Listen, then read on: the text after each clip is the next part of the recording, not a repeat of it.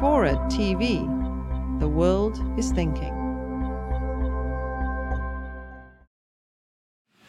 On the point of purchase, I'd like to take up on a single word, very important.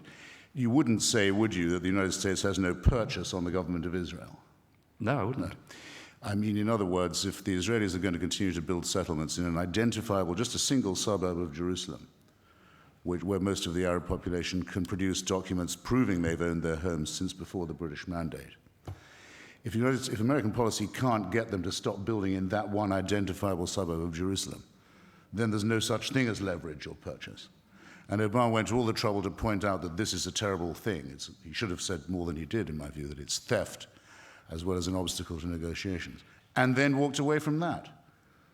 So that a punk government like that of Netanyahu, under the influence of a ratbag religious party, the Shas party, crackpot Orthodox party that happens to run the Ministry of Housing, is allowed to humiliate the United States, not just in the person of its vice president, who was there at the time, but its president and its Congress and its voters.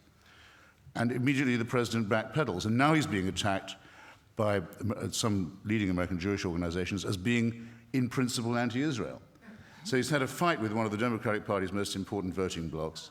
He's done nothing for the Palestinians, and he's made himself look like a jerk.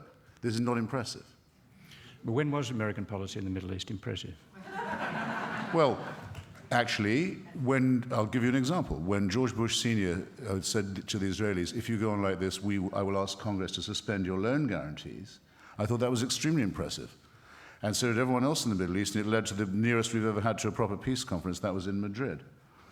Bill Clinton chose to run that year from the right against Bush, saying that he thought Bush was being soft on Cuba, just like Kennedy.